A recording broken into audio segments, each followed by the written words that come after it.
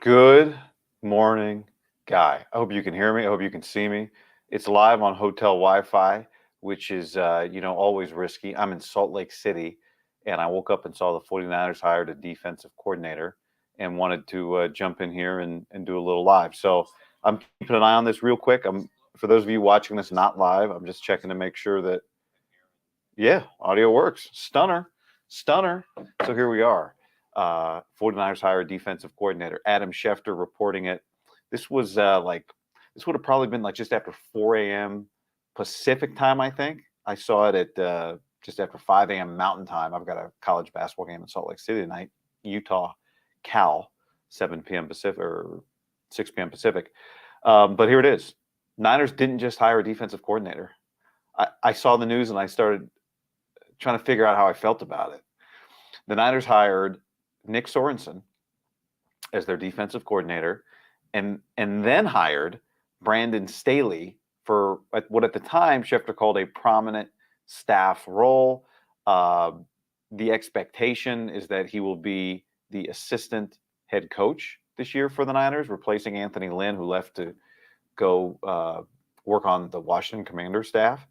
And Nick Wagoner has since also reported at ESPN.com that the expectation is that Brandon Staley will be the assistant head coach. So the Niners obviously like something out of his interview. I think that in a weird way, Sorensen is going to get overshadowed today because Staley is such a hot button name and such a hot button guy. This is a guy that just got fired, right, at the end of a disastrous season and the end of a disastrous tenure. He gave up 63 points to the Las Vegas Raiders and got fired afterwards. I don't know if there's a worse way to go out than giving up 63 to Antonio Pierce's Raiders, but that's what happened. And the Niners interviewed him. This was a search that, at the beginning, the dreams were big. Dreams were huge. Could it be Belichick? Could it be Vrabel? That type of thing. Diana Rossini did report. The Niners did call Belichick, as you expected that they would. It became pretty clear that was going to be a long shot and a pipe dream. And then as this process got going, I thought the thing that Tim Kawakami said early in the week, which was that he thought Jeff Ulbrich was the guy they wanted, and he and Matt Barrows talked about this. Where I'm at right now, I think it was them shooting for Ulbrich, trying to get him away from the Jets. That was their ultimate choice. The Jets, he's their defensive coordinator. They don't have to give him up. The Niners would have to, at minimum, give some compensation. But even then, you're the Jets. You're in a desperate must-win season. You don't want compensation for your defensive coordinator. You want your defensive coordinator. So there was a lot of smoke there, and I think that was real. And then I think they said, well, okay, we can't get Ulbrich. Now we've got to just go with this other group of available guys. And a few days ago, I said we made a video after something Matt Barrows said. And I said at the time it felt like Nick Sorensen was going to be their guy. And one thing I've said this whole time, and so I have to be true to that now, even if the result here feels a little odd, is Kyle Shanahan should be good at this. Like, based on his experience and his skills, identifying defensive coordinator talent should be a strength of his. He's 2 for 3. Number 3, Steve Wilks, was not some crazy disaster. Not like Steve Wilks was an embarrassment or anything like that. So I don't look at this as I think the Nick Sorensen part of it's promising. I think if it was Nick Sorensen alone, people would be like, okay. The Staley part to it complicates it a little bit. And you start wondering, is there anything more to it, right? Is it weird? Are they hedging against Nick Sorensen not being ready for this? So they're keeping Staley around in case 5 games into the year they hit their bye week and go, this isn't working. We need somebody who's called plays before. Are they trying to give Sorensen somebody nearby to bounce things off of, somebody who can help him in game with calling the game? Brandon Staley was really good as the Rams defensive coordinator. It was a disaster. A disaster. I mean, to be in the bottom third of the league, regardless of your talent, is bad on defense. But to be in the bottom third of the league with the talent that the Chargers had was an absolute disaster. And then on top of that, it felt like everybody wanted to talk about how smart he was and things didn't work. But clearly Kyle Shanahan thinks he's smart. Sean McVay thought he was smart. These guys have a very good track record of going, I can do something with this coach. But I think the headline really has to be Sorensen, because Brandon Staley is not their choice for defensive coordinator. Brandon Staley doesn't run exactly what they run. Brandon Staley didn't make the most of Joey Bosa. I know a lot of people talked about that over the last few days. Like, well, I think Kawakami mentioned it. Well, Joey didn't love Brandon, so Nick isn't going to necessarily want to be around Staley. But I think ultimately Kyle's got to hire the guys that are right for him, what he believes. One thing I said after the Wilks hire was, you got Bosa, or after the Wilks fire, you got Bosa and you have Fred Warner. Those guys have very valuable, important, critical feedback and insight for you. So you got to listen to them. But you can't do everything just for them. You have to do what you think is right for the team. And hiring Staley, I think they think he can help put them over the top. Clearly, that's the only reason to do it. They think he's got something in there that can help them. And, they've done it before with a former Charger coach who was clearly not a head coach. That was Anthony Lynn. So I think it's really interesting. I think the questions are going to hover around it. Like, is this a hedge against Sorensen? Is he going to be like the shadow defensive coordinator, right? All that kind of stuff. Now, that said, on Staley, like I did what I said everybody else will do too, which is kind of bury the Sorensen news behind the Staley hire. I think the Sorensen hire is really interesting. The other thing Diana Russini reported, is that the Niners weren't interested in Steve Spagnuolo after the Super Bowl briefly. They checked in on Spagnuolo and he signed an extension with the Chiefs. So I think the Sorensen hire is interesting on a number of levels, because he falls into the category of hire a smart guy and let him grow into the role. It's what the Niners did with their first two defensive coordinators. Yeah, they haven't called plays before, but they have watched him coach football before. He's coached the defensive backs. He's coached the nickel backs. He coached the linebackers. He's coached special teams before. And he runs a meeting every week that is centered around taking the football away. So the fact that they have him run that meeting, I think, speaks volumes. It says that they trust him. And I think he's already worked with linebackers. So Fred Warner has a review. Fred Warner has feedback. We know that.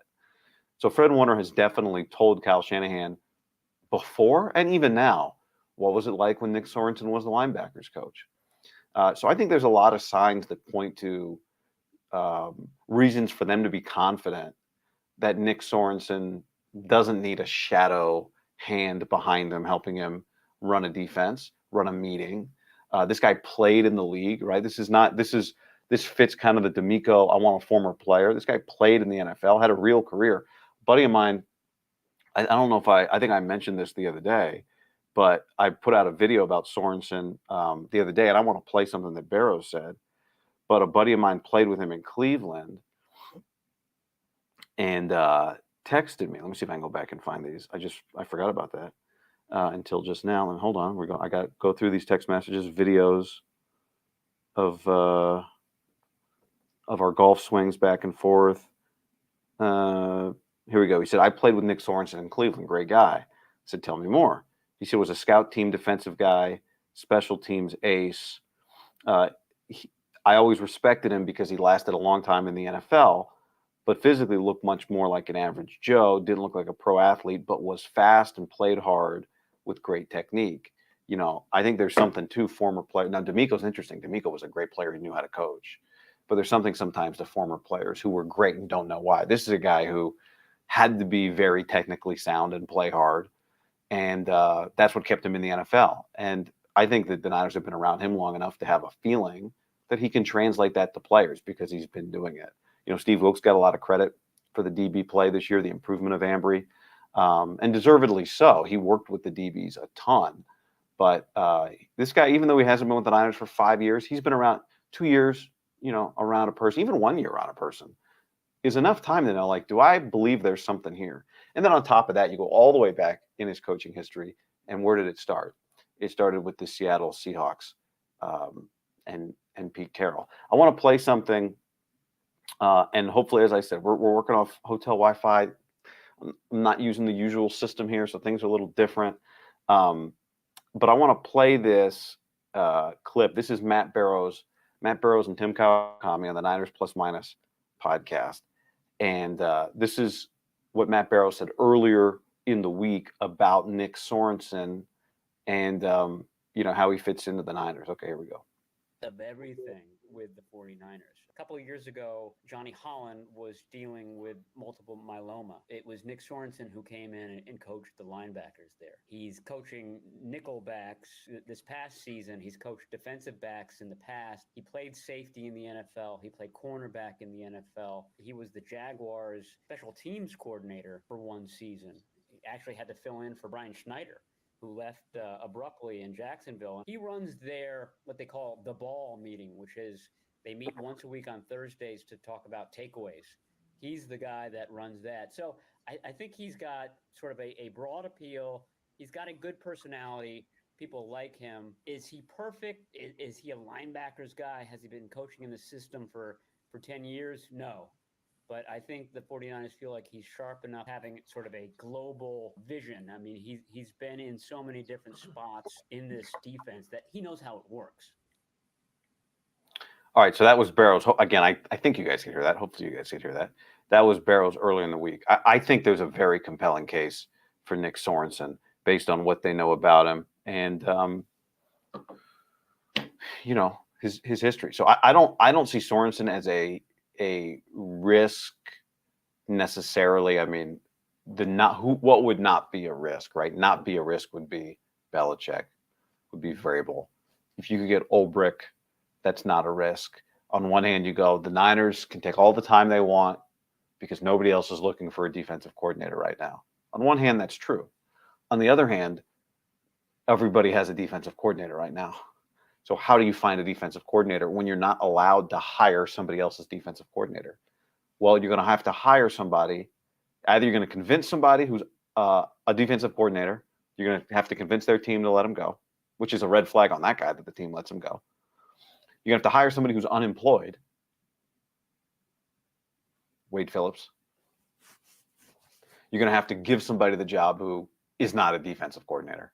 And guys that are not defensive coordinators right now, well, either they've been demoted, right? Steve Wilks would be an example. If you were the Niners and somebody else had just fired Steve Wilks, you'd be like, all right, let's check out on Steve Wilks, right? Or you've got to hire somebody who's maybe not called plays before or has failed before calling plays. And so I think they're going back to what they did the first two times. Like I argued with Larry Krueger about this the other day. This is the DeMeco Ryans hire. And I know it's like, well, DeMeco was a star player. This guy was an NFL player, not for 6 months, like had a real career. So this is the DeMeco hire over again. Okay. He's a guy that is in your system. He's a guy that you know. He's a guy that your players know. He's got your play. We have to. You hear what Barrow said. You have to reason that the players trust Sorensen. So I don't see Sorensen as any more of a risk than DeMeco was, or any more of a risk than Robert Saleh was. Of course, it's a risk. All of these, unless you're taking on a proven entity, it's inherently risky.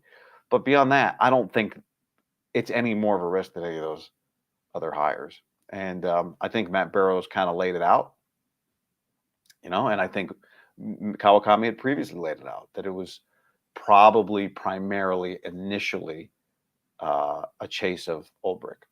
Okay, let me get to a few of let's get to some comments here.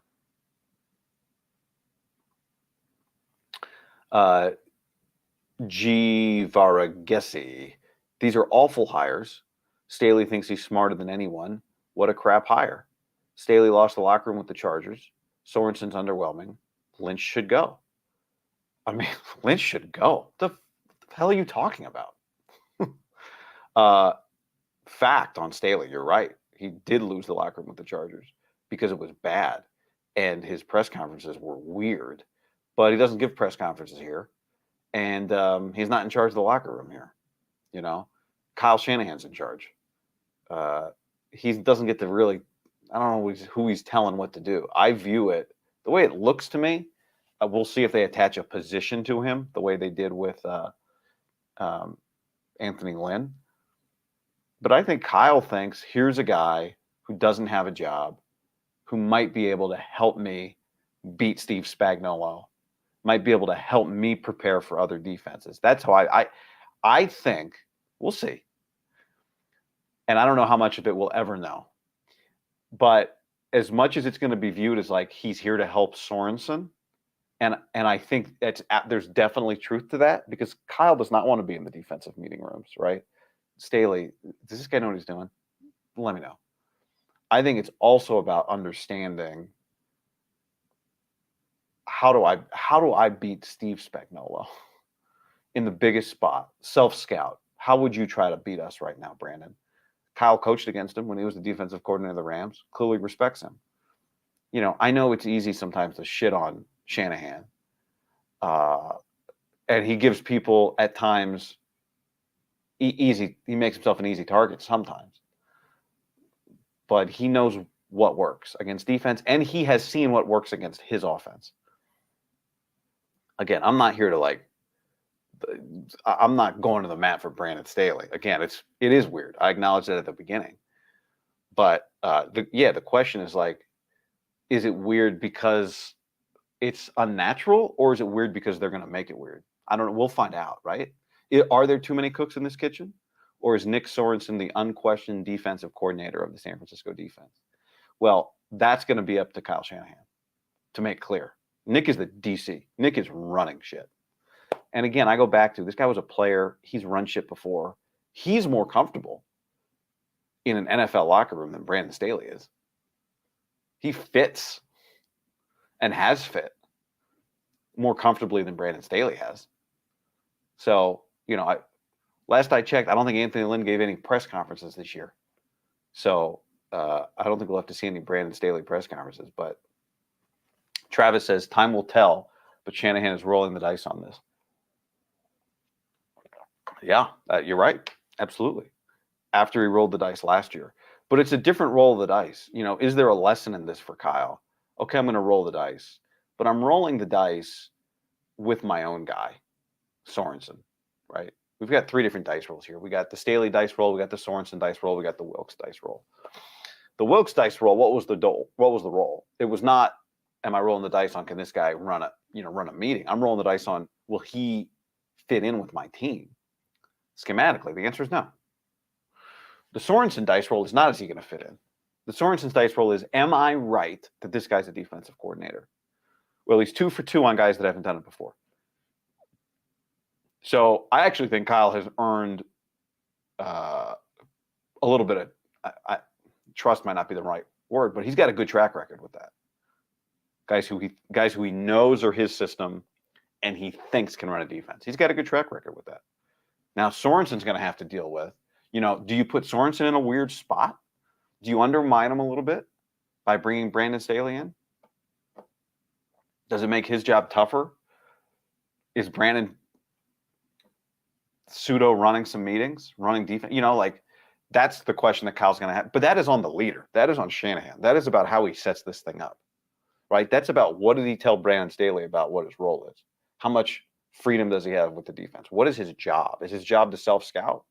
Is his job to keep an eye on things? Is his job to just be a safety net if something happens with Sorensen? Right? That would make you uncomfortable because you go, boy, if you think the guy needs a safety net, maybe it's not the hire. But something tells me it's not that on Sorensen. I don't think it's a Sorensen safety net. Nolan says, good for Sorensen. They loaded up on experience with Staley. I mean, he's got ideas. We know that. Bob. His pressers towards the end were all-time meltdown material. Yeah, they were not good. Give up 63 points to the Raiders. Comment, you seriously think Shanahan would trust Staley's opinion? It's not about, he just hired him.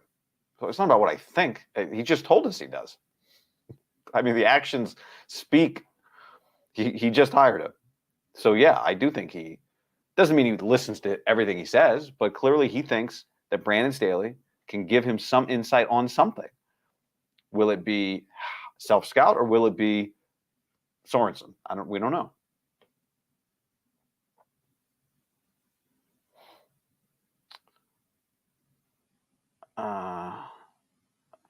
Lucky for us, we didn't hire him to be a head coach. Marcellus says, when you lose brain power, you need to re-up. Brain power infusion. I can see Staley just plug it in.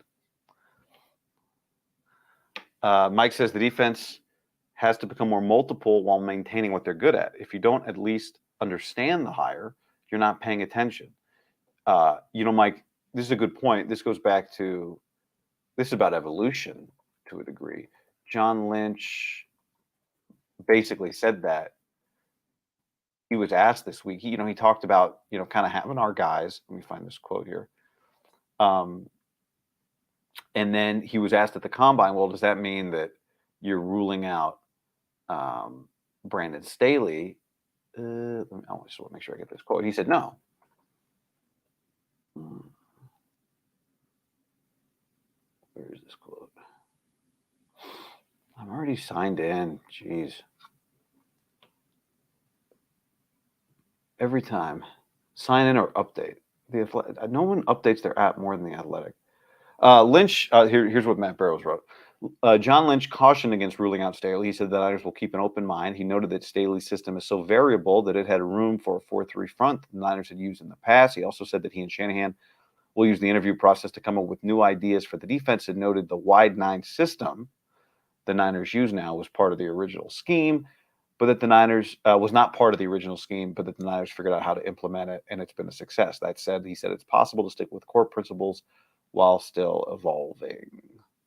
We're trying to come up with what exactly Staley's going to do, and maybe the answer is they don't know yet, but it'll be a part of all this stuff we're talking about. It'll be self-scouting is going to be a part of it.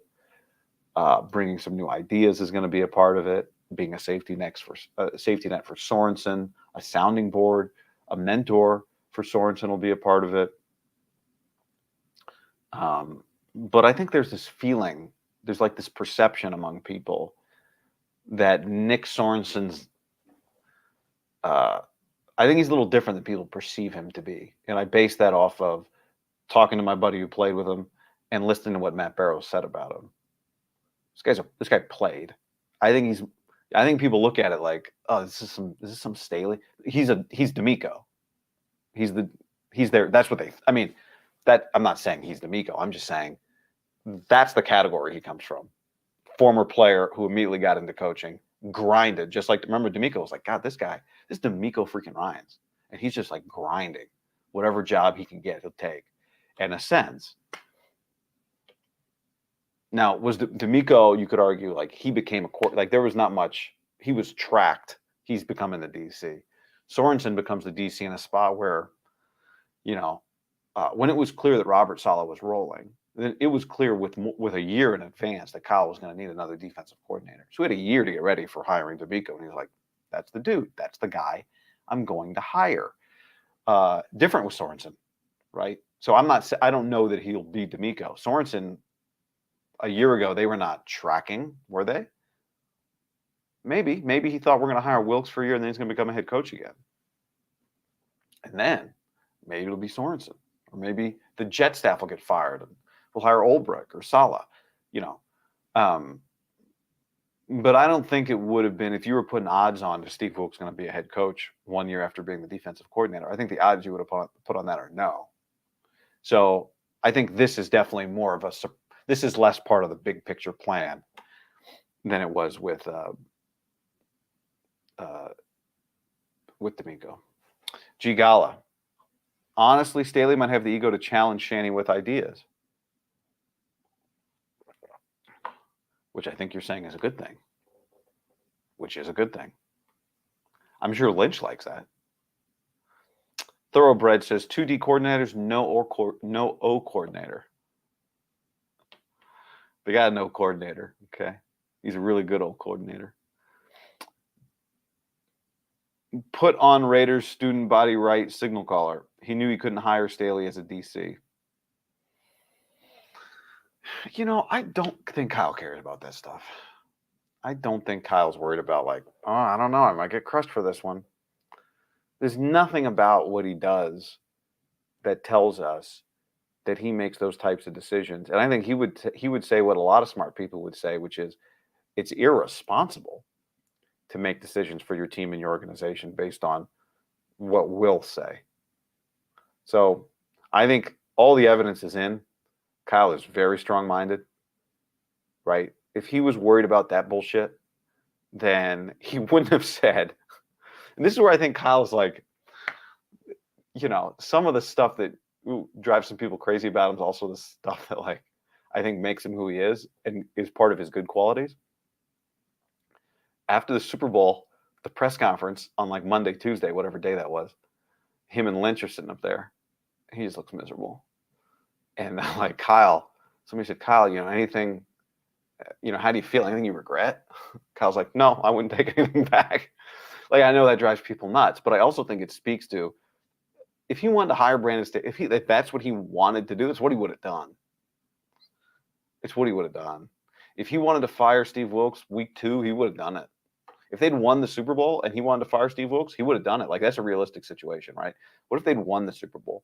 What if Spencer Burford hadn't ad-libbed on Chris Jones and they'd thrown a touchdown?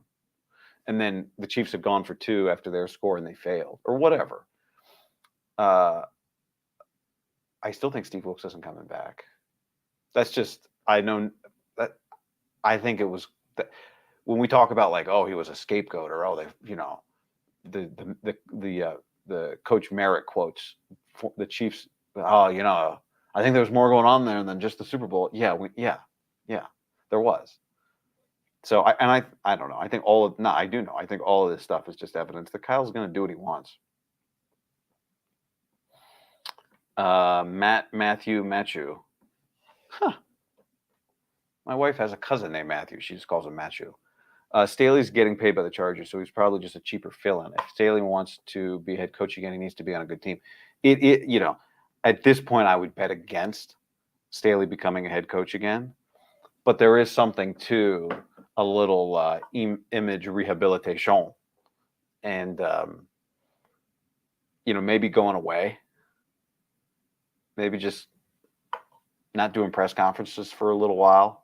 Not being a defensive. I don't know. Would he have preferred to be a defensive coordinator? Maybe. But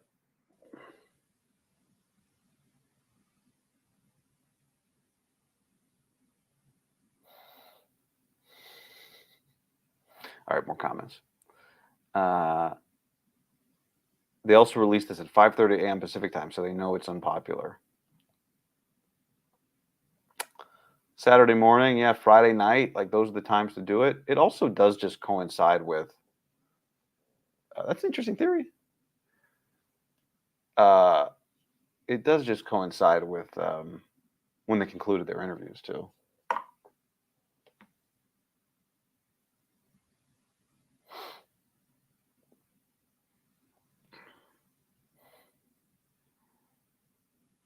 Joe P says, don't mind the D coordinator position or promotion, because that's what we normally do. Ryan's worked out, Saleh worked out.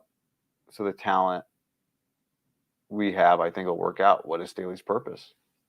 That's a question the Niners have to answer. I'm glad you're not in charge. That might be to me or somebody else. I will say it's to me.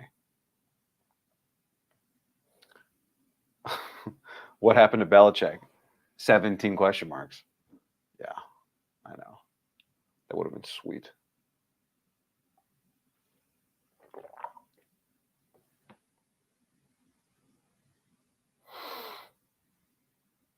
Oh, I didn't notice this.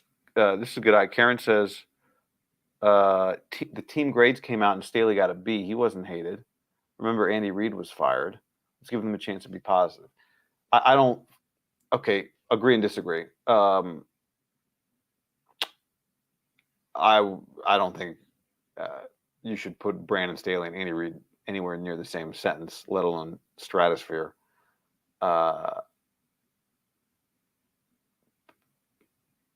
I mean, Andy had an incredible run, so that's.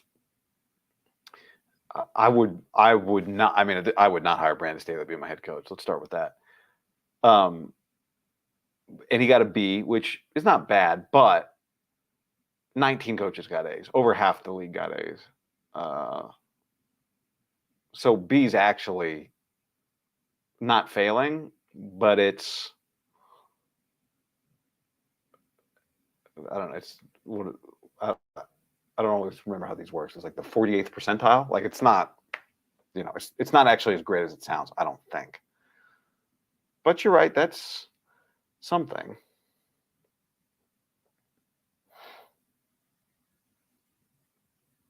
I thought y'all was getting Bill. Yeah, we were hoping it's Snoopy. Daniel, with the Rams and Seahawks coming up in the division, this combo might be able to neutralize them so they can still win the division. Beating Spags is all on Kyle. And it's on Brock. Beating Spags is all on Kyle and it's on Brock. But I think what a lot of teams do, a lot of coaches, college and NFL, like self-scouting means I watch the offense, Kyle, and I tell you how I would coordinate against you. Like, here's what I think Spagnuolo is going to do. Here's what I think we should be ready for. And I think there is a value in that. Botch. Niners going 15-2 next season, winning number 6. Number 6, finally. I don't know. The chase for 6 is pretty fruitful too.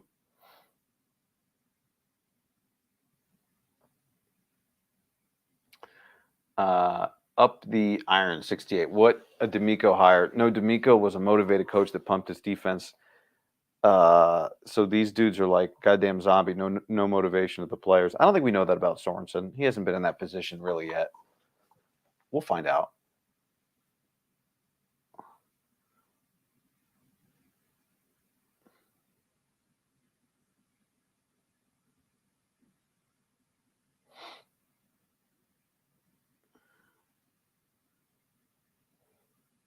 Who got the job? Good morning. NorCal Refrigeration and HVAC. This question brought to you by NorCal Refrigeration and HVAC. Call them NorCal Refrigeration and HVAC for all your NorCal refrigeration and HVAC needs. You know what I love about my NorCal Refrigeration and HVAC guys is that they're so busy repairing your NorCal Refrigeration and HVACs. They're not. Nick Sorensen got hired. Tell me later. I'm in the middle of replacing this NorCal Refrigeration and HVAC.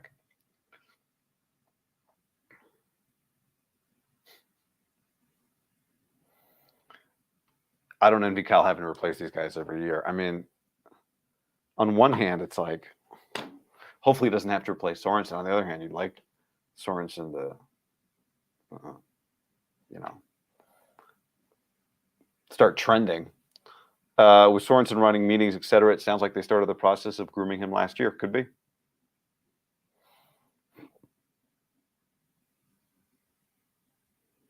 When Saleh's staff gets fired next year, we can get a lot of coaching talent back. It'll be interesting, if that happens with them, what all those guys do. I mean, there's 2 good coordinators right there. Boom, right? Ulbrich and Saleh.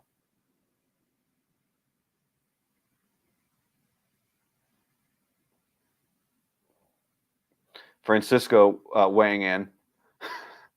At this point, whatever.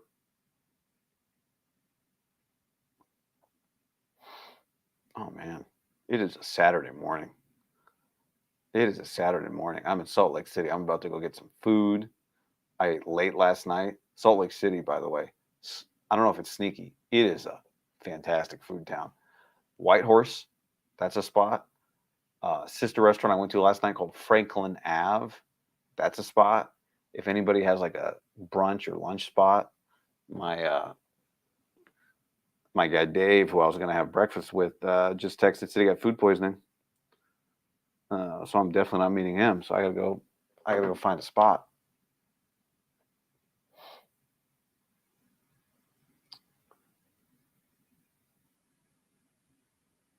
Yeah. All right. I mean, here we go. Now we wait. Yeah, I got good. Well, I paid for the Wi-Fi here, the $10. I went $10 for the Wi-Fi. That's how much this stream was worth to me. And my guy at NorCal Refrigeration and HVAC.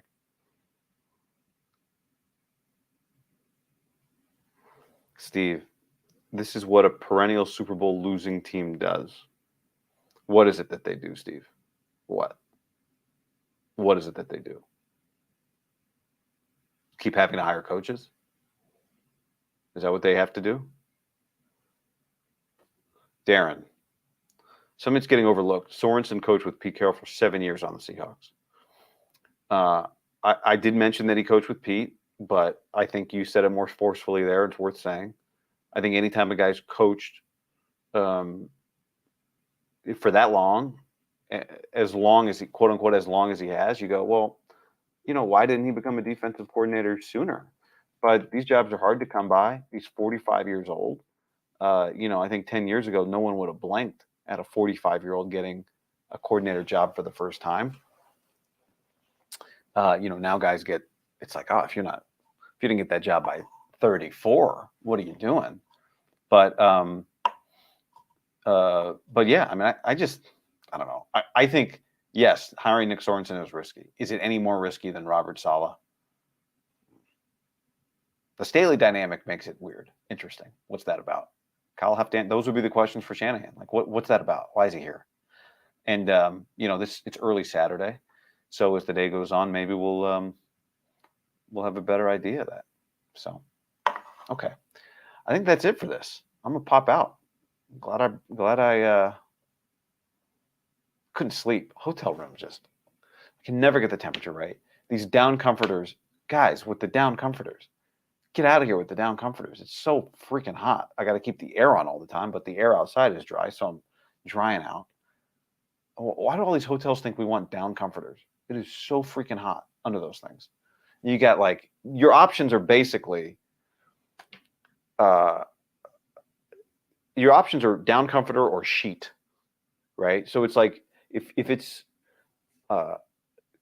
it'd be like if it's 65 degrees outside. You're like, should I go shorts or maybe I'll go shorts, but like a light long sleeve tee. But you can't do that in a hotel room. In a hotel room, it's 65 outside. Your options are snow boots, parka, or I'm not sure what I'm supposed to call those sleeveless undershirts anymore. But those are your two options, like freeze or sweat. There's no, I don't get it. I don't get it. If I was in charge of a hotel, you would have 3 options. You'd have the sheet option, then you'd have a midweight blanket option, and then you would have the down on top option. But I'm not in charge. Take your pillow. Oh, got it. All right. Good schedule on deck next year. 63 points to the Raiders. Woo! You got Antonio Pierce hired. All right. I got to roll. Javier Vega, good to see you here. Hey, if you're here, by the way, hit that like button. Subscribe to the channel.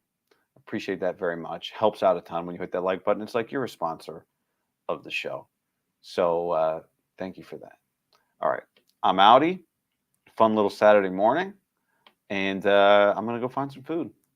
Basketball game tonight. Utah, Cal, Pac-12 Network. 6 o'clock Pacific. Ask your bartender to flip it on. Make sure you get there for the open. Your boy on camera. All right. Bye, everybody.